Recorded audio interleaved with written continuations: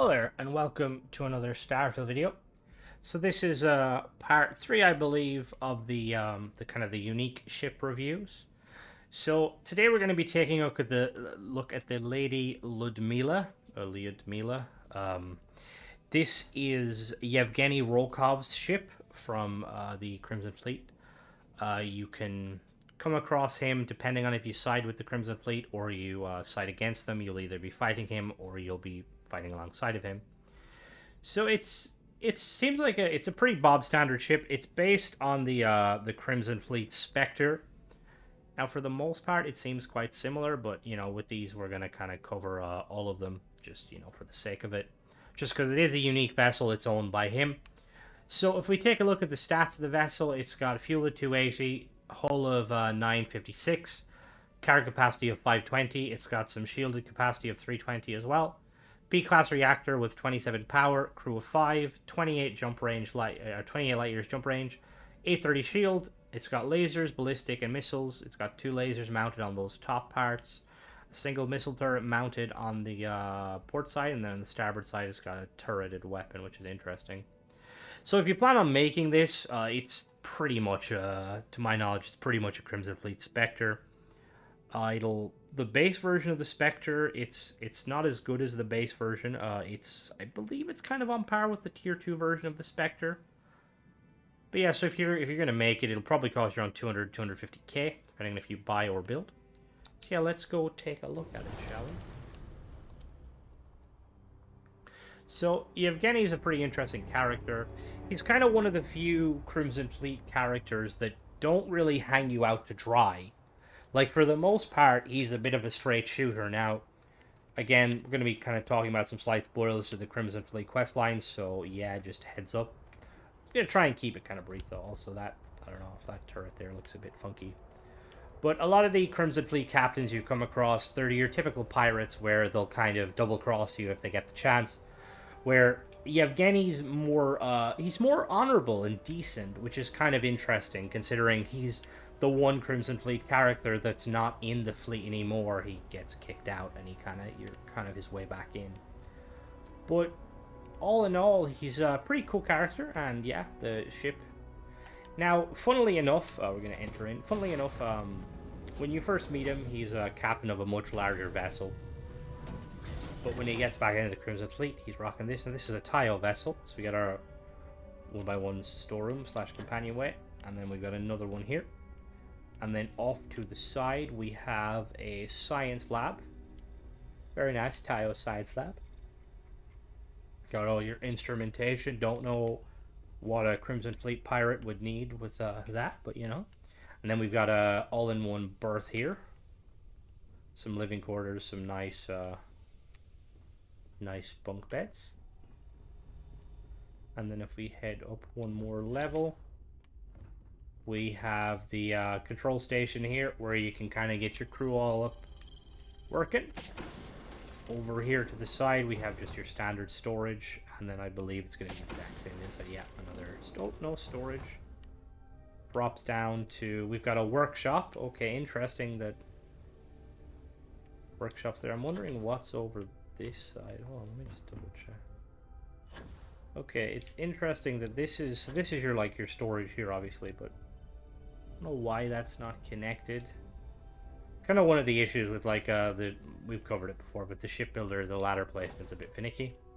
Anyway, we come up here and we have the now this is the one situation where I don't mind this, because Yevgeny's kind of when he's not with the Crimson Fleet, he's kind of he runs one of the Triton yachts. So this makes sense, him in his little kind of chauffeur outfit. Anyway, we're going to take it up into space and see how ship performs. Love the in we go. Nice and snug. Let's take it off. So far when it comes to these kind of more unique vessels, this one seems to be the least unique out of them all. Now that's probably because with this character of Evgeny, he doesn't really some of the other characters, say for instance Neva or Juan. You come across them at multiple points and they're in their ships and stuff, but in this situation, when you first meet him, he's not using his ship. he's got a different situation. So Bethesda probably just kind of like, oh, let's give him one of these, and which it's a bit lazy on Bethesda's part. I kind of wish they would have been a bit more interesting with it, like maybe a cool kind of color scheme potentially. So weapon-wise, we've got those two lasers there. Very nice. We've got our missile, and then we've got our ballistic, which is turreted. Boost speed is probably going to be 140. Yeah, it's 140 because we've got those B-class lane aerospace engines. Boost speed, probably going to cap out around 580. Oh, 520, interesting. Okay. Agility-wise, it's quite slow for a B-class. It's got some cargo on it, so it makes sense. It's, oh yeah, very, okay. Not too bad, though. Alright, so now we're going to go down to the planet, and I will show you how you build it. Alright, so we have the ship split into 3 sections. So at the front here, top section, we've got the Samurai cockpit from Tayo, 200 cargo, 2 crew. Behind that, we have the Tayo control station 2x1B, top. We've got the Tayo storeroom 1x1 top B, and then we've got another 1x1 storeroom. And at the back here, we've got the Tayo companionway 1x1 top. And then we have, on top of it, we have the extended port 200 docker from Tayo. We have the Osiris 2030B shield generator from Tetra System, B class, 8 power, 830 shield. Mounted on a Horizon weapon mount on each side, we have 2 Dragon 251P ultraviolet pulse lasers from Horizon Defense, B class, 1300 range, 5 fire rate, 22 shield damage, and 3 power. Pretty nice all around. And then at the back here, we've got 2 of these Nova 140 engines from Relodyne, B class, 3 power, 20,190 engine thrust, 4,200 moving thrust. I mistakenly call these light and aerospace. Interesting. And then we've got the DC-302 fast ignition reactor from Deep Core, B class, 27 power, 830 hull. For the structural pieces, we've got 2 of these Tayo cowling 4, 2 facing forward, and then we've actually got 4, so we have 2 facing the rear. We have 2 equipment plates here, which you could definitely swap in some weapons. We have the 2 Horizon weapon mounts there and there. Then the back, we have these 2 Tayo B spines. Really love these spines. They've got cool snap points. And then we've got 2 Tayo nose caps, a port and a starboard. Middle of the vessel, we have our Tayo all-in-one berth 2x1 mid. We have a Tayo workshop 2x1 mid and a Tayo science lab 2x1 mid. And then we've got a companionway 1x1. We've got 2 400G helium-3 tanks from Ballistic Solution Incorporated, 140 each. We have an Atlatl 280B missile launcher from Lightsite, B class. 5200 range, 1 fire rate, 148.0 for hull and shield damage, and 4 power. We have a single KE-42 cannon turret from Ballistic Solution Incorporated, B class, 1949.99 range, 2.5 fire rate, 45 hull damage, and 4 power. And then at the back here, we've got the RD-2000 beta grav drive from Relodyne, B class, 10 power, 30 jump thrust, which gives us 28 light years current. Structural pieces, we have a Tayo forward sensor there. We have 2 Tayo end caps, 1 starboard, 1 port. We have 4 of these Tayo cap Bs. So sorry, no. We have 2 Tayo side cap Bs, 1 port, 1 starboard, and then we have 2 Tayo side caps, the non-ones. The main difference, as you can see here, is the Type B has a snap point there and there. And then we have 2 more of these Tayo spine Bs. And then on the bottom of the vessel, we have... I don't think we have any... Okay, we have a Tayo companionway 1x1 bottom A, a ship bed landing bay 200.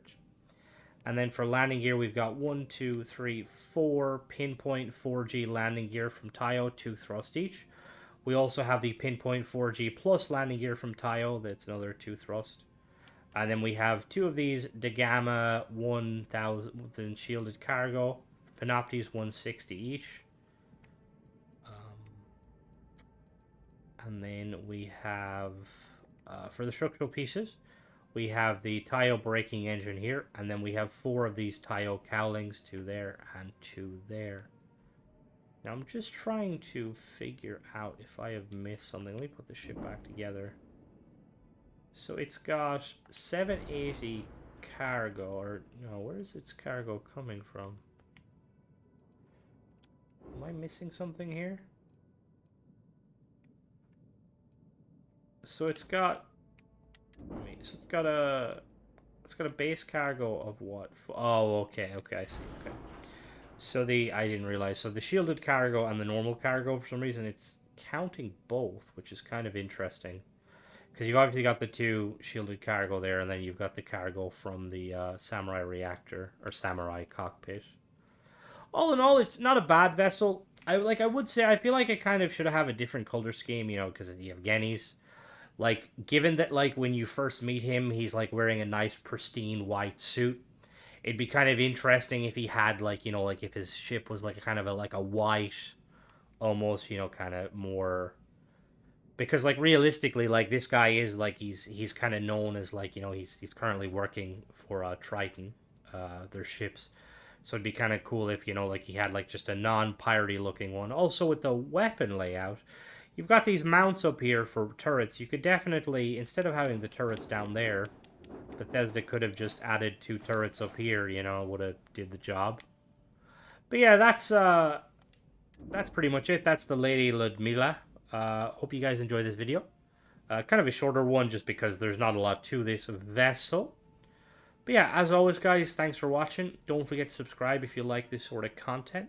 Also, check out the Discord if you want a place to chat about all things Starfield, and also check out some really cool ships. But yeah, thanks for watching, guys.